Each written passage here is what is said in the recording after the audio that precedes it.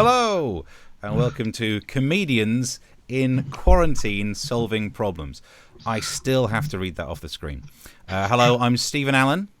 And I'm Erich McElroy. Hello. Hi, Steve. Hi, welcome along to this show where we will be taking your questions about quarantine. We'll be answering them in the best way that we can.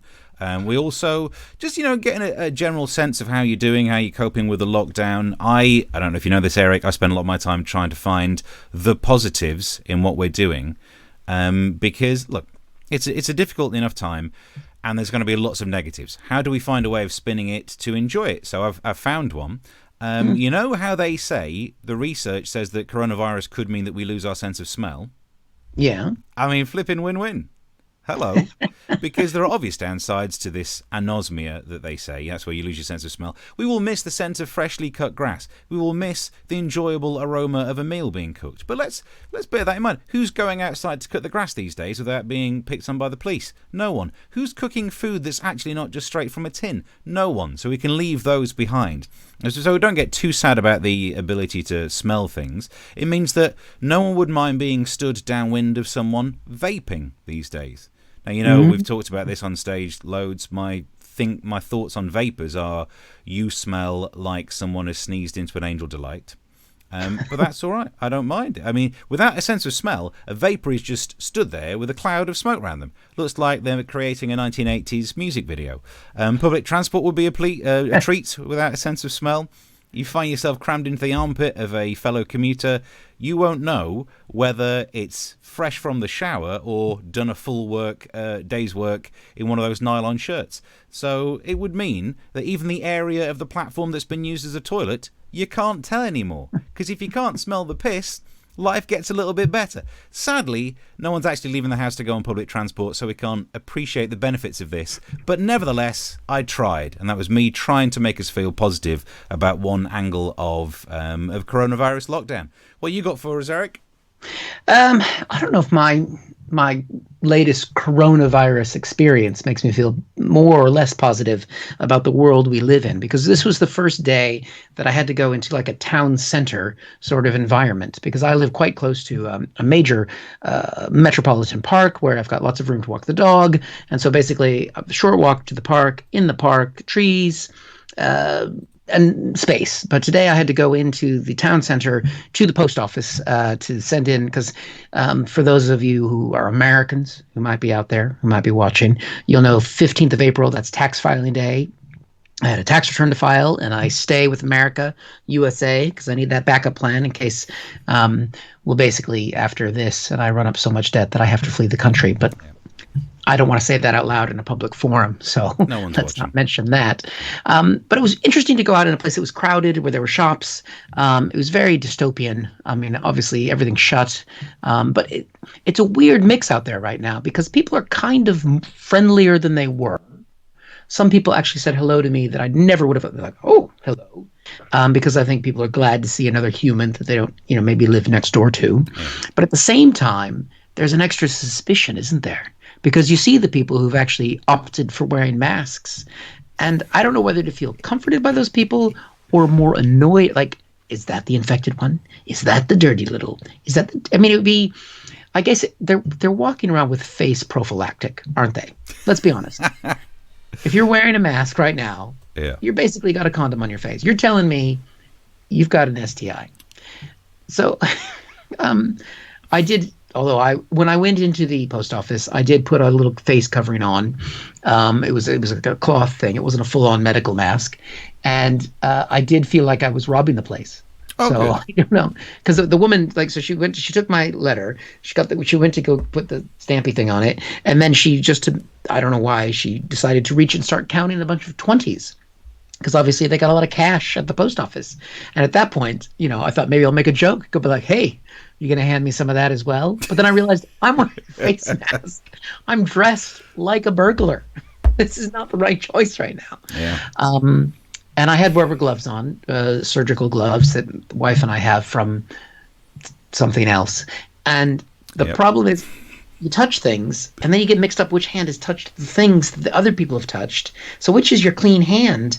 And then, because I had the glove initially on one hand and not the other hand, and then you grab the arm. Oh, it's too much. It didn't help. I ended up just licking my fingers as I walked out of there. Okay. But I have to say, it is kind of like being out in public. It's like 28 days later, but with Deliveroo.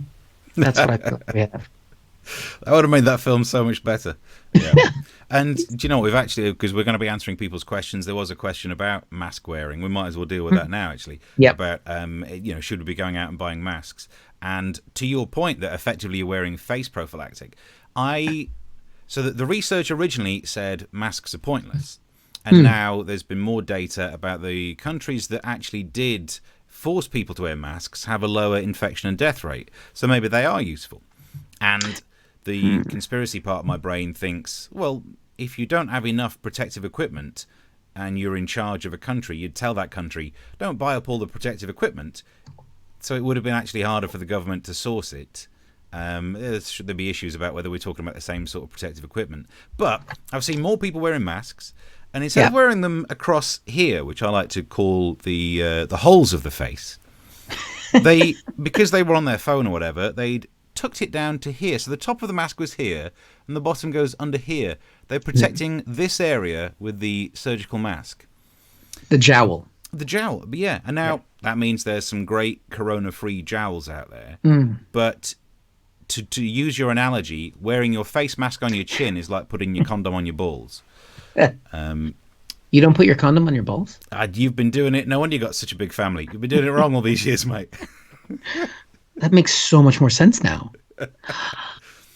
Yeah, harder to fill. I'll give you that, but it works better. Yeah. So, would you consider buying a mask now? Are you about to tip?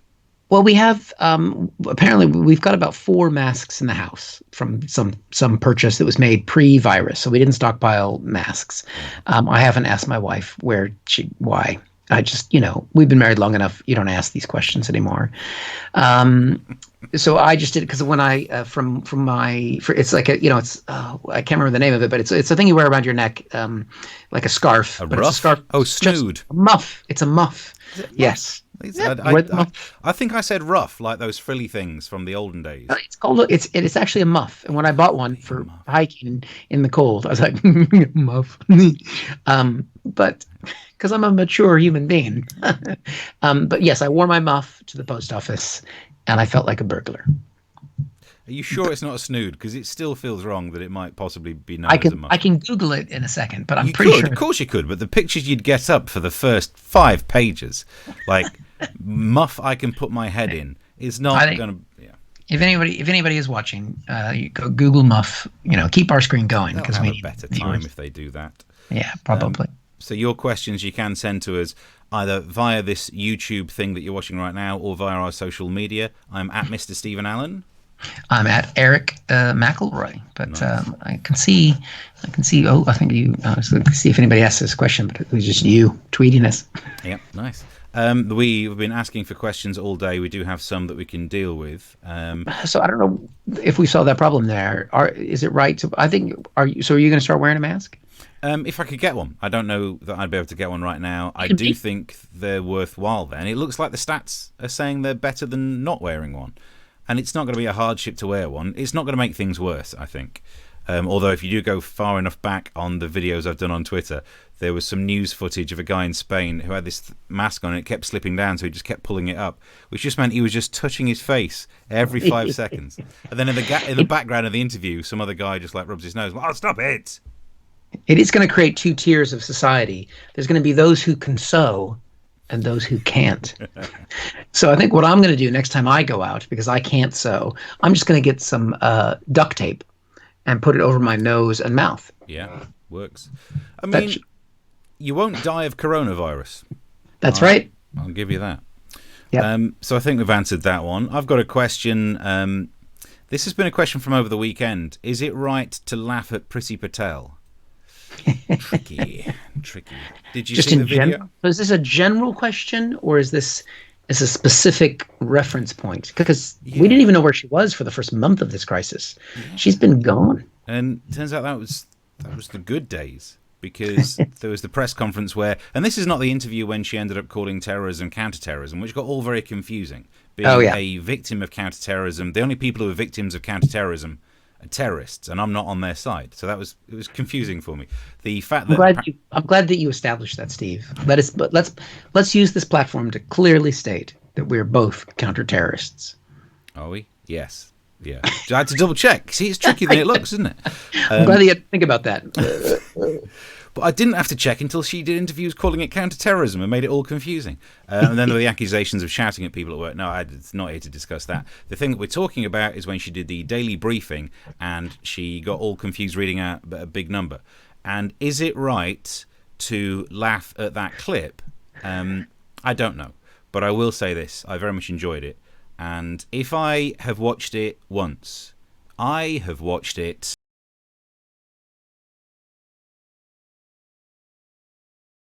times. And I don't know if that's a big number or not. So I don't know if I'm bad or good in this. Yeah, I guess. I mean, if you laugh at her, then it makes it okay to have laughed at Diane Abbott when she had her numerical malfunction. Yeah. So I think that this is both sides of the political party now. It's no longer about gender. Oh crap! No, that's the thing. So it's still possibly Race. gender, still possibly race, but it's not a left-right Tory Labour thing. Darn it! Well, it saved us on the whole party thing. Yeah, I can make you feel better actually that if it's not a racist, sexist thing to laugh at Priti Patel not getting that number right, if you also laugh when Donald Trump said,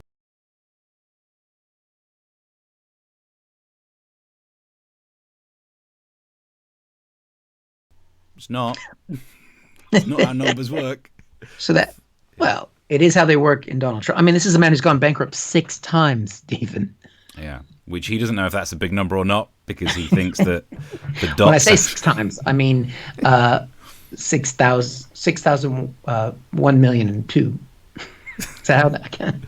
Yeah. I don't even know how to say a number that wrong. The thing about long numbers is that they are sometimes difficult to read out because if you've got like 900,000 and then you have to say some other number of thousands and stuff like that. If you forget to put it in, you can't add it in afterwards and then at the end say thousands. And Donald Trump, after you've said million, you've said it. Don't say it again at the end, otherwise you add another 6 noughts to it. And then we get really confusing about, if you're talking about a million, that's a British old school billion, but in American money that's 1,000 billion. So, yeah. I mean, no one stands a chance. And it used to be our billions were different. Yeah. Because and our billions were obviously better. They were smaller. No. They were. For the old British one was a million was a billion, but 1,000 million, who can't achieve that these days, it was an American billion. Yeah, but ours are always going to be, you can say that. Yeah, I can. And it might be factually correct. Yeah, it is. But it's not right. Okay. So I think if you can laugh at everyone getting maths wrong, then it is okay. I think it's okay. Yeah. I enjoyed it. It is at least 30% of the time. Okay. And the other 90% is debatable. Okay.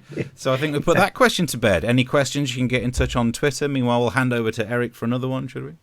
I think with people who've been in lockdown, I think, and tied up in quarantine or whatever with their partners, has this changed the way you deal? Because, I mean, partners have always had annoying habits. Let's be honest. Anybody you live with or share life with, there's going to be things that bother you. But does this create a different, has this highlighted for people, other problems they have, like the way that people might breathe, for example? Yeah, but you and I, because we shared a flat together last Edinburgh, I wouldn't call us partners, but we were living cohabitants. Yeah. I know. And you noticed, for example, that I'm a cupboard lever opener. Yeah, so I would go into the kitchen after you've been in the kitchen because I never co-kitchen with someone. That's like co-kitchen. It's like sharing it's a lifestyle pans. Choice.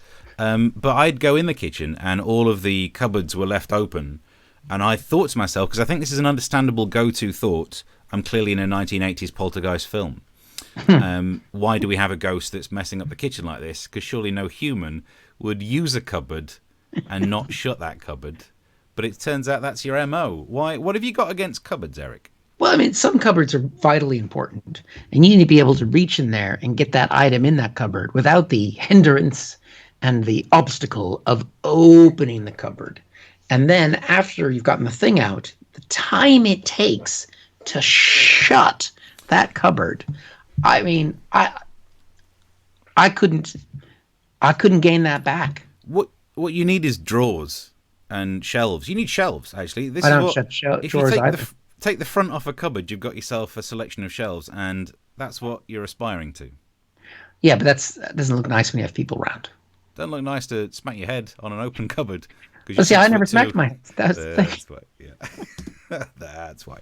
Okay. Because I mean, the doors are way up here, Yeah, way up here. they're No about one, there. no one is up here. They're about there on me. No one. So, any other habits that you're struggling to deal with? What was the breathing one? Because I think, look, I know in general, sometimes in long-term relationships, oh, I just don't like the way you breathe is like a go-to thing, but not during a respiratory disease outbreak. If ever there's a time to be nice about Right. breathing. Fair enough. That's not a good example. Although I do get complaints from my wife about alleged snoring, which I've never heard. Alleged. It's alleged. There's no proof. Other than the fact that I have noticed that that Facebook, because when I got my newest iPhone, even when you put on airplane mode, the Wi-Fi stays on, and it started offering me Facebook ads for anti snoring. So if anybody does wonder, is Facebook listening? They are. They're listening. Yep. So how would you, if you do, like, it's okay, it's understandable that if you're spending greater time with someone, you might find them more annoying, or rather you find those annoyances are accentuated. Ooh, well pronounced. And let's blame that on some streaming glitch. I think I said it perfectly normally. It must have come down the camera wrong. But what do you do? How do you manage to deal with that? Is it just about meditation? Is it about going to your second home in Fife? Understandably, how do you deal with those annoyances? Who has a second home in Fife? Some doctor, whatever her name was. Oh, Calderwood. yeah. Dr. Calderwood did. Yeah, that's fair enough. But yeah, She's not using it right now, so if you want to go to Fife, there is no way actually, she's she probably is because she's unemployed. It's not essential work She's anymore. furloughed. Yeah, I think we have to be more tolerant of these things. And if you and I were still partnering together, I mean, you'd have to accept that I'm going to leave a cupboard open, and I could get some styrofoam and put on there just in case you bump your little head. Yeah, it's quite a big head actually, but yeah, I'm with you. Yeah. Yeah, okay. So the answer to that question is effectively, just be nicer, be more considerate. Go to the considerate option rather than the annoyed option. I was thinking the answer is just to do things the way I do them, and if you do them differently, be damned. Okay, good to know. Good to know. We, again, taking questions on Twitter and on YouTube. I've got one to play. I have been reliably informed that the audio might not be streaming on this, so I'm going to play the clip and then add the audio back to it because I think I'm a good enough nerd. So either you hear this twice or you hear.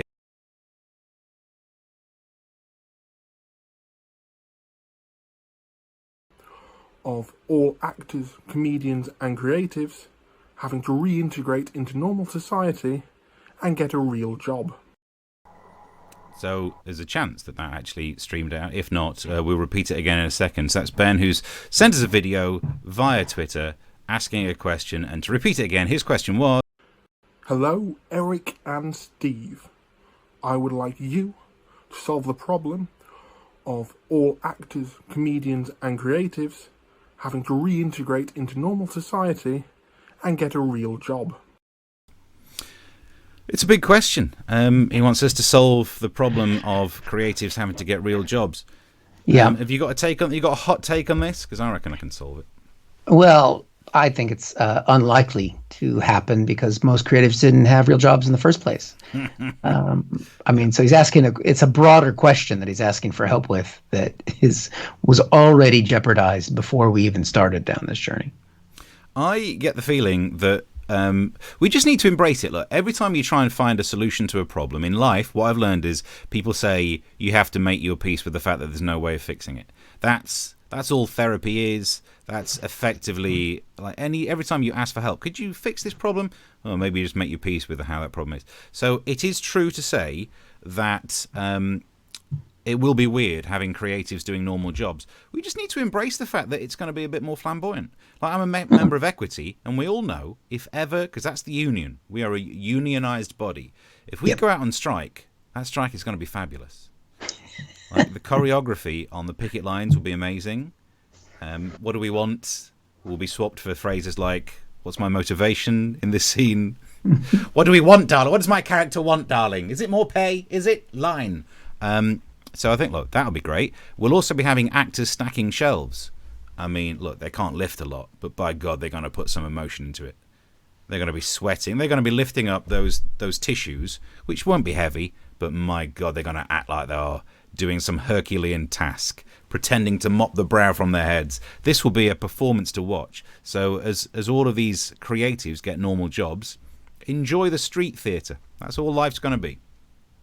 I would say the actors aren't the right ones to be doing stocking shelves. I mean, that's definitely got to go to the ballet performers and modern interpretive dance. So that you've got that little bit of flair, you've got the flexibility, you've got the upper body strength. If a male ballet dancer can lift that woman up, he can definitely pick up that box of, I don't know, baked beans or whatever, and just spin round and land. Land. That means you're walking around Tesco, you're going to be noticing the male ballet dancer's got a massive set of, I'm trying to find a euphemism, a broadcastable phrase, penis and balls. Yeah, I don't know if that's allowed on the old YouTube to say that. Yeah, I mean, I guess the question will be, because we're stand-up comics, we have a different place in all this because we don't get arts funding from the council. We don't qualify because apparently comedy is commercially viable. Now, looking at the number of viewers we currently have right now and the donations to our donation page, I would argue against that. Commercial viability is pretty much finished now. I mean, if the virus did anything other than kill over 100,000 people, it pretty much killed stand-up comedy. Yeah. So what you're saying is a mixed bag. Yeah. It's a mixed bag, yeah. So with better stocking of shelves, but less humor involved. I don't know, because the problem is with being a stand-up comic, if you try and do a real job, and I remember having a real job while I was trying to be a comic, is that every staff meeting, I would just try and make people laugh at the staff meeting. And the consequence of that was I got fired. Oh. Interesting. And it stops us doing a lot of our go-to lines. Hey, do I come to where you work and knock the mop out your hand? You're already here and you're mopping next to me. What's the point? So that would be a difficult situation. Yep. You're right. It's not going to be easy to be a stand-up. And when things come back, you're right. We don't need stand-up comedy gigs for a long while. If society, like Rishi Sunak today was saying 35% of the economy could shrink 35%. It's going to be us that go first. We still need plumbers and useful people. But those people who can stand on stage and ask the front row what they do for a living, it's not as needed, is it? Yeah, especially when that whole front row is unemployed. Yeah. Unemployed. Because no one, furloughed. What do you do for a living? Furloughed. How do you spell that? I don't know. Leave me alone. Cool. Well, we got, I'd say, another 5 or so minutes left. What else have we got here to solve if we've had... Fit another question in. Personal grooming. How's your personal grooming going? Is it necessary? Are you grooming to a level that is satisfactory to the people you are allowed to interact with? Within 2 meters, no one who's going to care. I was seeing fellow broadcaster person. I think we've both worked with Mark Machado a little while ago. We've both worked on back when I had a Friday night show, back when I had a career. Remember those crazy days? It was 2020, but earlier months. Strange. And he was growing a COVID beard, a lockdown facial hair, and I've not been able to do it. I have to shave like a couple of times a week because I'm. And why is that? Because I'm glad you asked. Because I'm filming for the MASH report and I have to be shaved for it. If it weren't for that, I would look like a yeti right now. I was looking forward to the. You see, this is why you're not on a national TV show. You're not allowed to do that. It turns out you can't do that on BBC Two. Again, with looking at our follower account, I can get away with it. Yeah, not many witnesses. But yeah, I was looking forward to not having to care. I'm always trying to find the positives in this lockdown, and one of the few sides of it that I thought would be nice would be I get to live like a student again. It was many years ago, but I thought, it's going to be food out of tins and no personal grooming. And then I have to flip in shave all the time. So I've not been... But you've not grown a beard, I can tell on the... No, I've decided to keep the beard trimmed, partly because on these low quality webcams, my salt and pepper beard looks really weird because the dark and the gray comes out strange, and also my wife just hates the beard. So that's not happening. Yeah, but you hate her breathing, so it seems like tit for tat. You could. Yeah, exactly. But what I have noticed, because I've been doing I've had time to do a clear out, and I've managed, luckily, to notice different things. So I've been clearing out the electronics, tidying up other things, and I've realized that I have got 4 nose hair trimmers, and because it's just because I'm a well nostriled person. I don't know if that comes across on the old YouTube channel, but God, I hope not. And just a little bit of a. Oh God! All right. It's I can hear that one grinding against the thick foliage. Good. It's just just making sure you got. You need a mains powered one. The only way you're going to get through that nose hair, we'll do a video in the background. The thing is, I've got 4 of them, and over the years, I don't, because I've never been somebody. If you're out there in the universe and you do have ear and nose hair and you don't trim it, it's a choice. But how can you not know? How can you not see that? I'll admit I trim a little bit of the nasal and the aural hair. Do you have enough of these? Because I could send you one. Why do you have 4 though? Because I've only got 2 nostrils. So which of the holes are you cramming this thing up? It's small. It's easy to lose, and then I'm like, oh, I've got a big night out. I need to do a trim, and I can't find it, so I buy another one. Do you double hole? Do you do it once? That's a good idea. Yeah. I'm trying to think if I've got. I think the other one of them. Yeah. No. You've given me something to do this weekend. And that's the thing. In the lockdown, it's these small victories, isn't it? And when we get to the end of this, and you're interviewed on some other web chat thing, because every comedian's interviewing every comedian right there. Got it. Is that going in? If you hit brain, stop pushing. There'll come a point where someone will say, "How did you make it through the lockdown?" And you'll say, "Had a great day, double holing myself." And I'm glad I could help. I think if people are, I think that's definitely something as a message that we could give to the people around the world, that if you're feeling a little low and you need a little pick-me-up, get 2 of these. Yeah. Just have at it. Well, I think we've really helped. And that's what these web things are for. In many ways, we're really helping.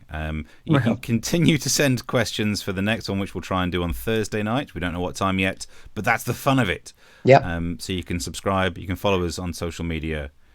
And if you enjoyed it, you can contribute to keeping us in the lifestyle we've become accustomed to, because these things aren't cheap. Well, they are. And neither of us is employed. Well, you are a little bit, but I'm not at all. So, there's a PayPal button down there. You can contribute something. You could buy one of these books. I think £1,000 is fair for what they've seen today. I don't. I sat here and watched half of it. You could buy any of these books.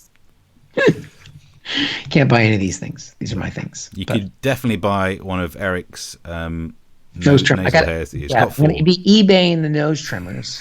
You will as well. Yeah. Oh, don't make it used. Okay, yeah. So you can find the donate button, chuck some quids in our direction, pay for Eric's nasal hair habit, and we'll do another one of these on Thursday. Any other anything else to plug? What else we're up to? No, there's absolutely nothing else going on in my life. Okay. Well, on that positive note, thanks very much for watching. We'll do another one on Thursday. Till next time. Bye. Bye.